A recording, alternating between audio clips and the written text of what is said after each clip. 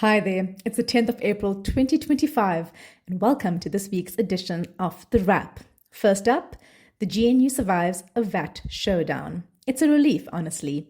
After a tense week of political brinkmanship, the government of national unity has not collapsed. And credit where it's due. The ANC chose maturity, and President Cyril Ramaphosa stepped in with his trademark peacemaking touch. At a Crunch National Working Committee meeting earlier this week, the ANC decided not to kick the DA out of the GNU despite the fallout from the budget vote. The DA, meanwhile, seems to be staying put, albeit fighting the VAT hike in court. Behind the scenes, business leaders begged both parties to keep the coalition intact, citing the economic stability it's helped foster, from a stronger rand to improved investor confidence. For now, cooler heads have prevailed. But that does not mean South Africans are in the clear. From the 1st of May, the price of just about everything will rise as the VAT rate increases from 15% to 15.5%, despite not being finalized by Parliament. Parliamentarians could theoretically vote it down, but they can't or probably won't because Parliament is in recess until May. And under South African tax law, VAT hikes take effect on the date announced in the budget speech. No vote required. Finance Minister Enoch Godongwana says the increase will raise over 13 billion rand for the 25-26 financial year. Critics, however, argue that VAT is a regressive tax that hurts the poor most, especially during a cost of living crisis. As we told you last week, the VAT increase passed in a budget not supported by the DA, nearly triggering a GNU split. Action South Africa, which is not in the GNU, helped pass the budget in a parliamentary subcommittee, claiming it only did so on the condition that VAT and tax bracket creep would be reversed. But those conditions are not legally binding. Herman Mashaba says Action South Africa acted responsibly to avoid further deadlock. The jury is out on that one. Meanwhile, Ramaphosa is calling for a GNU reset, saying the real issue is not the DA, but the lack of a proper coalition framework. He wants clearer rules of engagement. Meanwhile, Secretary General Fikile Mbalula is holding one-on-one meetings with coalition partners. The ANC has until the 6th of May to stabilize the GNU and resolve the budget fallout. So yes, the price of groceries and basic goods will go up, but in a country desperate for political maturity, it's encouraging that for now at least, the grown-ups are still in the room. Moving on to our favorite tweets from the week. Someone tweeted on the 8th of April, "Someday we'll find out the real Khanyi died. They just keep manufacturing a new one." Khanyi Mbau has done it again. South Africa's reigning queen of reinvention shocked the internet this week with a new look that's all eyes, no lines, and not quite recognizable. Her latest photos posted on Instagram had the timeline spiraling, with some users calling it a jump scare. In October last year, the actress and media personality revealed that she underwent a plastic surgery procedure to overhaul her eye area, saying she wanted to look filtered and face-tuned in real time. This after years of changing up her appearance dramatically, including extreme skin bleaching. Now she's back in the headlines and all over trend lists. Say what you will, but Khanyi knows how to break the timeline. Moving on, we truly live in a simulation. Boris Johnson was pecked by an ostrich while visiting a wildlife center in Texas. And in a moment so bizarre, it barely needed the internet to meme it. But meme it, they did. The former UK Prime Minister was there with his family and ended up making headlines after a particularly bold ostrich gave him a literal pecking order lesson through an open car door window. Ex-users, naturally, were more concerned about the real victim here than the often unpopular politician asking, "Is the ostrich okay?" And finally, in lighter news, Katy Perry is controversially heading to space with Jeff Bezos' wife, but not before serving cyborg chic on the red carpet. An old video popped up on X from Paris Fashion Week last week where Katy rocked a one-shouldered red velvet mini dress with a daringly short hemline. But it was the insane 91-meter train that really stole the show. It unspooled slowly from her limo behind her as she entered a building like a dramatic mic drop. The train was printed with the lyrics from her then unreleased song Woman's World. And somebody tweeted, "She's dressed like the terms and conditions I never read." Hard relate. That's it from us in the later news this week. Reality may be broken, but at least our sense of humor is not. Speaking of Katy Perry, in more serious news, Donald Trump seems to be taking inspiration from her famous song. You're hot, then you're cold, you're yes, then you're no, you're in, then you're out, you're up, then you're down. First, he sent the global economy into cardiac arrest by announcing reciprocal tariffs on the rest of the world last week, which even the ordinarily sage economist called balmy. Experts theorize the nonsense tariff formula may well have been generated by ChatGPT. Then, after a weekend playing a golf tournament during the worst losses in US stock market history and $10 trillion wiped from global stock value, he casually announced a 90-day freeze for most countries. This excluded China, which he raised to 125% because of a lack of respect. The country had announced retaliatory tariffs of 84%. South Africa is now at the same baseline, 10% as most other countries, after Trump first hiked our tariffs to 30%. Trump's backtracking comes after staff insisted the initial tariffs were not negotiating tactics, but it looks like he was forced to backtrack after heavy pushback, including from within his own party and even his personal cheerleader, billionaire Elon Musk. Trump, of course, is framing the reversal as his plan all along per The Art of the Deal, his famous book. He told donors on Tuesday, they're calling up, kissing my ass, dying to make a deal. Charming. Here's the thing, though. Markets are like a very emotional toddler. They need stability. While Trump's tax reprieve may have momentarily calmed the US stock markets, trading partners and investors are quickly learning that the world's once biggest cheerleader of free international trade is not to be trusted and will act accordingly. Analysts at JP Morgan increased the risk of a recession by up to 80%, even after the reprieves announced by Trump. For now, countries including South Africa have 90 days to so-called kiss ass. In the US, though, many Americans aren't kissing anything. Instead, they took to the streets. Over the weekend, more than 250,000 people joined hands-off protests across all 50 states, with solidarity marches in London, Paris, and Berlin. Organizers pegged numbers in the millions. Protesters called out Trump's sweeping executive actions, from mass government job cuts to immigrant crackdowns, many of them architected by Musk's controversial new Department of Government Efficiency. Signs read, "Unplug Elon, hands off Canada," and I can only write this because there used to be a Department of Education.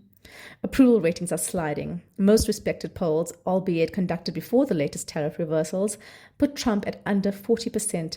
He's done some of his lowest approval ratings since returning to office. Is there a silver lining? Perhaps the fact that Americans are borrowing a move from South Africa's protest playbook.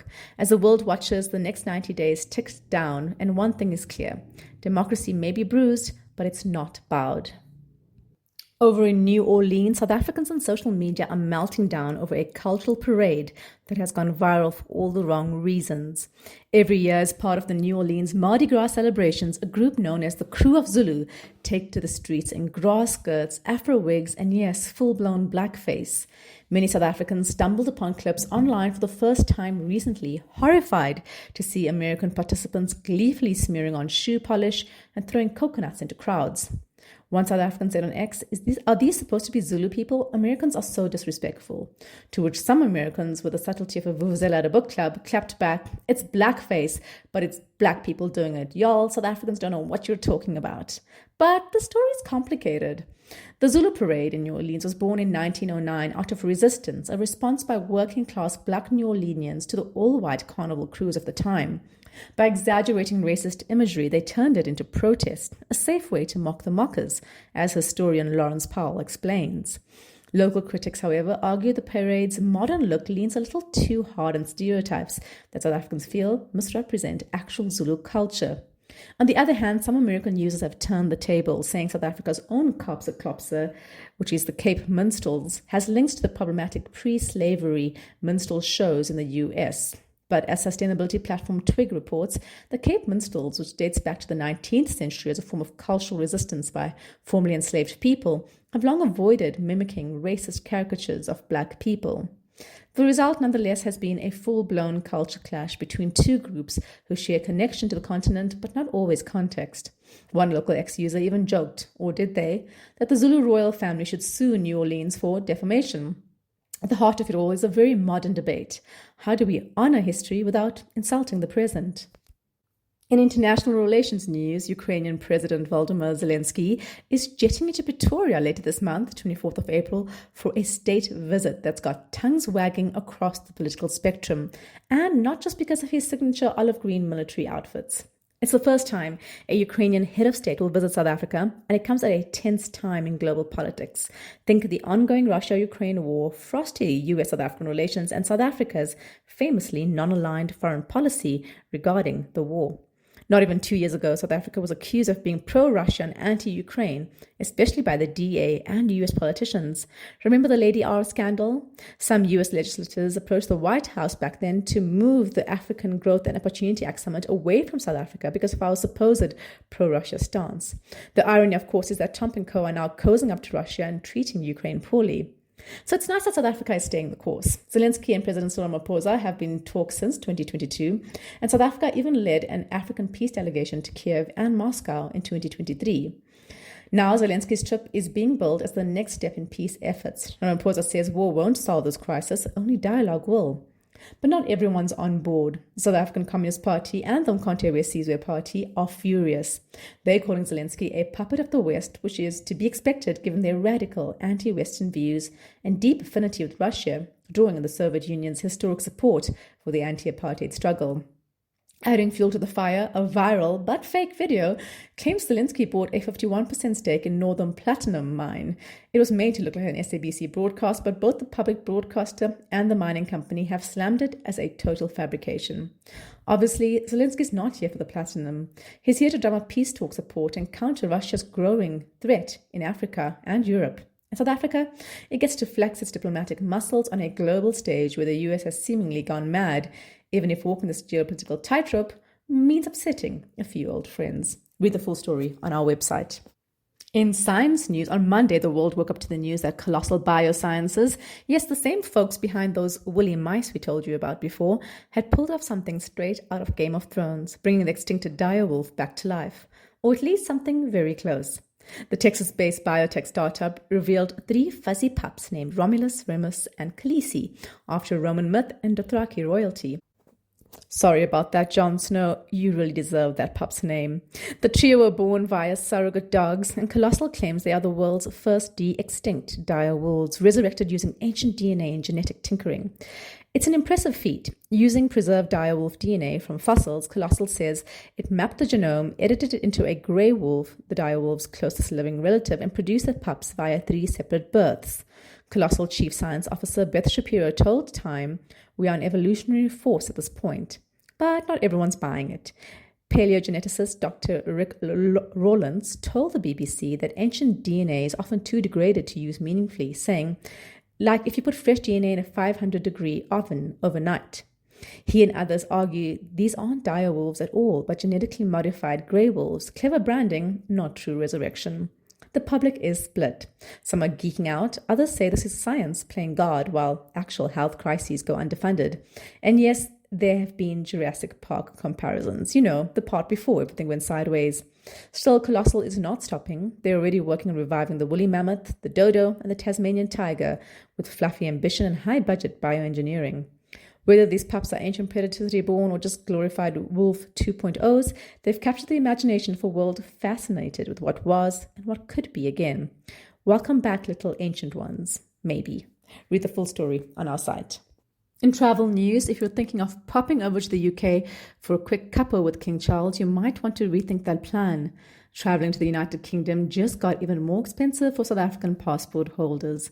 The US government has hiked its visa fees by 10% effective from yesterday. And it's not pretty. A standard 6-month tourist visa now costs over 3,100 Rand, while the 10-year long stay option will set you back a whopping 26,000 Rand. That's more than most people's rent.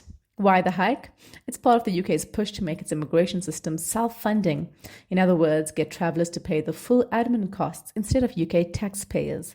The money will go towards better border control and faster processing, but critics say it could hurt families hoping to reunite or celebrate life events together. To make it worse, UK fees are priced in pounds, which haven't exactly been kind to the rand. And with Mzansi already dealing with potential tariff hikes and an incoming VAT increase, this news is tough. Comparatively, South Africans pay around 3,500 for a 10-year US visa and under 2,000 Rand for a Schengen visa. Think France, Germany, and Spain. Even Australia is at just 2,400 Rand. So unless you're planning multiple trips to London, the UK's long stay visa is a luxury few can afford. The UK's tourism industry, however, is not sweating it. They're expecting over 43 million international visitors this year, up 5% from 2024. So, unless you're Meghan Markle's long-lost cousin, you might want to skip Buckingham and hit up Empress Palace this Easter instead. No visa required, and the chips come without mushy peas. Win-win.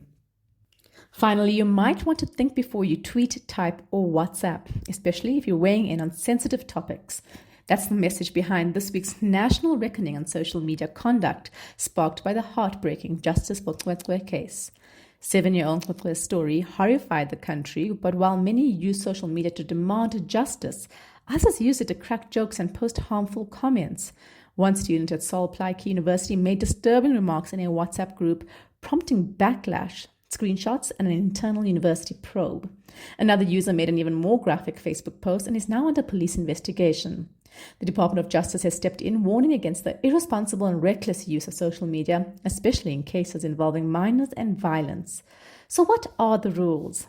In South Africa, freedom of expression is protected under Section 16 of the Constitution, but it comes with limits. As media law lecturer Katy Perry explains, we've been given a spoon, but we're told not to eat from a certain plate. With that said, these are the laws you should know.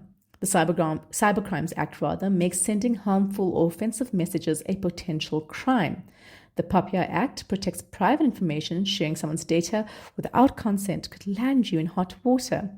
The Films and Publications Act regulates graphic content and aims to protect children online.